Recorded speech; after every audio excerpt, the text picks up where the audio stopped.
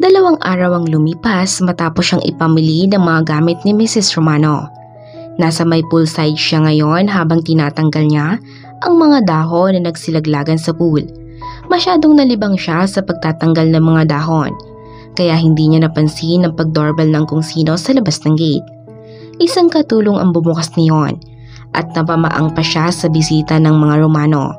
Ito yung babae na pumunta noon sa Barrio Bato na kung makalingkis kay Jaden, daig pa ang sawa. Natuon ang paningin sa kanya ng babae at nilapitan siya nito na nakataas ang isang kilay. Kanina pa ako doorbell ng doorbell, hindi mo ba naririnig? Mataray na pagkakasabi sa kanya ng babae. Ako ba ang kausap mo? Maang na tanong niya rito. Of course, who else are you? Hindi naman kasi ako katulong dito para pagbuksan ka ng gate. Mataray din na sabi niya sa babae. Sumasagot-sagot ka pa. Nilapitan siya ng babae at takmang sasampalin nang agad niyang maagapan ng kamay nito. Huwag mong susubukan na padapuin ang marumi mong kamay sa mukha ko dahil baka madumihan lang. Pagkasabi niyon, ang kamay ng babae na hawak niya ay isinampal niya rito. Naminog lang ang mga mata ng babae at takmang hahabultin siya nito, mabilis siyang nakaiwas dahilan para mahulog ito sa pool. Saktong pagbaba ni Jaden ay narinig niyang matinis na sigaw. Agad siyang pumunta sa kinaroroonan ng boses. Napakunot ang noo niya dahil nasa pool si Zoraya. Zoraya, anong ginagawa mo dyan? Babe, help me. Humihikbing sabi nito sa binata. Walang alinlangan na tinulungan ito ng binata nang makaahon sa pool, tuluyan ng umiyak ang babae. Babe, tinulak niya ako. Tinatanong ko lang naman kung nasaan ka tapos bigla na lang niya akong tinulak sa pool. Hagulgol na sabi ng babae. Binalingan siya ng binata, nagtatanong ang mga tingin nito. Hindi ko siya tinulak. Gusto niya akong saktan. Umiwas ako kaya nahulog siya sa pool. Paniwanag niya sa binata. Sinungaling. Babe, huwag ka maniwala sa kanya. Sinungaling ang babaeng yan. Zoraya, bakit kasi nandito ka? Natural, namimiss kita. Agad siyang sumabas sa usapan ng dalawa. Pwes, hindi kanya na-miss at baka nakakalimutan mo. Ako ang girlfriend ni Jaden. Pinalingan siya ng babae at tinitigan ng mabuti. Kapag Juan, lalong nagalit ang itsura nito. You? Ikaw? Ang babaeng probinsyana? Oo, ako lang naman. Kaya pwede mo nang lubayan ang boyfriend ko. Lumapit siya sa mga ito at hinila ang binata para mapalayo sa babaeng iyon. Nagpahila naman ang binata sa kanya. Kung ako sa'yo, uuwi na lang ako at para makapagpalit ng damit. At siya nga pala, huwag ka na rin ditong babalik dahil wala ka na rin namang babalikan. Mataray na sabi niya sa babae. Dinuro siya nito. May araw ka rin sa akin. Nanlilisik ang mga mata nitong sabi at saka umalis. Nang makaalis ang babae, tuluyan ang napahagalpak ng tawa ang dalaga. Natahimik lang siya nang inakbayan siya ng binata. Ang tapang talaga ng girlfriend ko. Bitawan mo nga ako. Di mo ako girlfriend. Inaasar ko lang ang babae na yun. Naiiis lang ako sa kanya. Kapag Juan ay iniwan na niya ang binata. Agad naman itong sumunod sa kanya. Out of the country ang mag-asawang Jolo at Evelyn. Kaya ang nasa mansyon lang ay sinama ng Seleng, Jaffa, Jaden at ang iba pang katulong. 2 buwan raw sa US ang mag-asawa. Kaya siya ang napagbili na ng ginang na bantayan raw ang uniko iho nito. Dahil baka raw may babaeng uuwi ang binata sa mansyon at yun ang ayaw na mangyari ng ginang lalo na rin siya. Dahil habang tumatagal siya sa bahay ng mga Romano, pakiramdam niya ay nahuhulog na siya sa binata. Tulad ngayon, maaga siyang nagising. Kaninang umaga dahil babakuran nga niya ang binata. Ang akala pa naman niya, siya na ang pinakamaagang nagising. Ngunit pagtingin niya sa garahe, wala ang kotse ng binata. At hanggang ngayon ay hindi pa rin bumabalik ang binata. Hindi niya rin maintindihan ang kanyang sarili dahil parang sobrang namimiss na niya agad ang binata. Tinampal-tampal niya ang kanyang pisngi para magising sa kahibangan niya sa binata. Ngunit nasaktan na siya. Panay tingin rin siya sa relo na iniregalo sa kanya ng binata. Mag-aalas 5 na ng hapon. Saan ka ba nagsusuot na lalaki ka? Umanda ka sa akin mamaya pag uwi mo. Bulong niya sa kanyang sarili. Makalipas ang 4 na minuto, narinig niya ang pag-doorbell sa may gate. Kaya halos takbuhin niya iyon. Pagbukas niya, Biglang nawala ang kanyang ngiti dahil hindi naman ang binata ang nabungar niya, kundi ang babaeng linta. Walang iba kundi si Zoraya. Akmang isasara niya na ang gate ngunit agad na iniharang ng babae ang sarili doon. Kung si Jayden ang hinahanap mo, wala siya rito, kaya pwede ka nang umalis. Hindi naman si Jayden ang kailangan ko, kundi ikaw. Agad siya nitong inisprihan ng kung ano sa kanyang mukha para manghina at magdilim ang paningin niya. Ang huling narinig lang niya ay ang halakhak ng babae at tuluyan na siyang nawala ng malay. Ayusin niyo ang pagkakatali sa babaeng yan. Ayaw kong sumablay dahil sa katangahan niyo. Agad na iminulat ni Jaffa ang kanyang mga mata at inilibot niya ang paningin. Sino kayo? Anong gagawin niyo sa akin? Nahihintakutang tanong niya sa apat na lalaki na nakangisi lang sa kanya. Oh, gising na pala si Sleeping Beauty. Saka humalakhak ang babae. Zoraya, hayop ka? Bakit mo ko dinala rito? Anong atrasa ko sa'yo? Well, marami. Ayoko nang isa-isahin pa. Alam mo ba ang pinakaayaw ko sa lahat? Yung atribida sa mga plano ko. Yayayain na sana ako ni Jayden ng kasal kaso umiksena ka pa. Sigaw nito sa mukha niya. At ngayon, sinisigurado ko sa'yo na bukas din pag-aagawan ka na ng mga uod dahil tatapusin na kita. Siguraduhin mo lang na mapapatay mo ako. Dahil kung hindi, ako ang papatay sa iyong higad ka.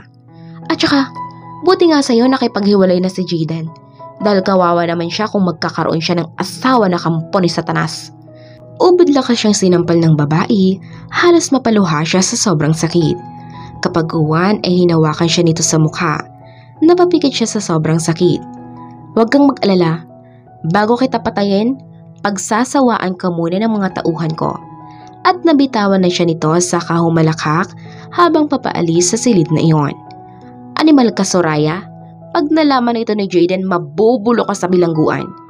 Tuluyan na siyang napahagulgol dahil sa sobrang takot. Paano kung patayin talaga siya ng babaeng iyon? Paano na siya? Sana hinahanap na siya ng binata ngayon. Hindi mapakali ang mga tao sa mansyon dahil hanggang sa mga oras na iyon ay hindi pa rin umuwi ang dalaga. Tinawagan na kanina ni Jayden ang cellphone ng dalaga, ngunit hindi niya naman iyon makontak. Iho, i-report na kaya natin sa pulis si Jaffa. Baka kung napano na siya, hindi ko mapapatawad ang sarili ko kapag may nangyaring masama sa kanya. Humahagulgol na ang matandang si Manang Saleng. Sinisiguro ko sa inyo na okay lang si Jaffa. Baka po may pinuntahan lang ho siya. Huwag na ho kayong umiyak, baka lalong tumaas ang presyon ng dugo ninyo. Hanapin mo siya, Jayden. Parang awa mo na. Ako ho ang bahala. Magpahinga na ho kayo at hahanapin ko po si Jaffa.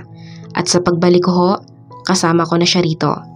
Pangpalubag na sabi niya sa matandang mayordoma. Makalipas ang ilang segundo ay tumawag sa linya ng telepono. Hello? Anong balita? Nakita niyo na ba ang CCTV? Opo, Mr. Romano. Pumunta na lang ho kayo dito sa guardhouse. Agad niyang ibinaba ang autodipo at agad na nagpaalam sa matandang babae. Tinungo niya agad ang kotse at agad iyong pinasibad. Ilang saglit pa inarating niya ang guardhouse ng village. Sir, pasok po. Agad na inireplay ang kuha sa CCTV at nakita niya si Zoraya at may 4 pang lalaking kasama. Ngunit nakasakay iyon sa isang van at nakita niya pang parang may ipinaamoy ang babae sa dalaga. Kaya nawala nito ng malay. Naikuyom niya ang kanyang kamao dahil sa sobrang galit at pagkabahalang nararamdaman. Baka kung anong gawin ng mga ito kay Jaffa. Isang araw makalipas ang pagkawala ng dalaga, agad na silang nag-report sa pulis. Tinawagan na rin niya ang kanyang mga magulang na nawawala ang dalaga. Halos mabingi siya sa kakasermo ng kanyang ina. Kung umasta kasi ang ginang, parang si Jaffa ang anak nito. Napabuga siya ng hangin dahil hanggang ngayon ay hindi nagpapakita si Zoraya sa kanya. Inihimpil niya ang kanyang sasakyan para pumuntahan si Rayo, kung saan ito nagtatrabaho sa isang restaurant.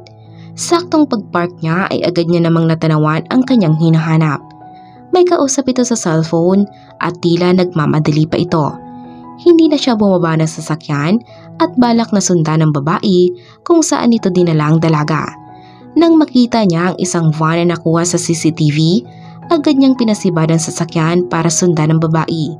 Isang oras mahigit lumipas, natunto niya rin ang lugar. Sa abandonadong rest house na iyon na malaki. Agad siyang bumaba ng kotse para sundan ang mga ito. Matapang pa rin ba ang bihag niyo? Tanong ni Zariah sa mga tauhan niya. Kanina, binibigyan ko ng pagkain, itinapon lang. Ayaw niya raw kumain. Kahit sobrang miserable na ang buhay niya, matapang pa rin siya. Tingnan ko lang kung talagang matapang pa rin siya kapag ako na ang kaharap niya. Pagbukas ng silid, agad na bumangon sa pagkakahiga ang dalaga. Halos gusto niyang sugurin si Zariah. Ang kaso nga lang ay nakakadana ang mga paa niya. Kumusta, lonely girl? Kawawa ka naman. Hanggang ngayon hindi ka pa rin nahahanap. Ano kaya kung patay na lang talaga kita para tuluyan ka nang hindi makita nila? Nilapitan siya ng babae at hinawakan nito ang kanyang pisngi.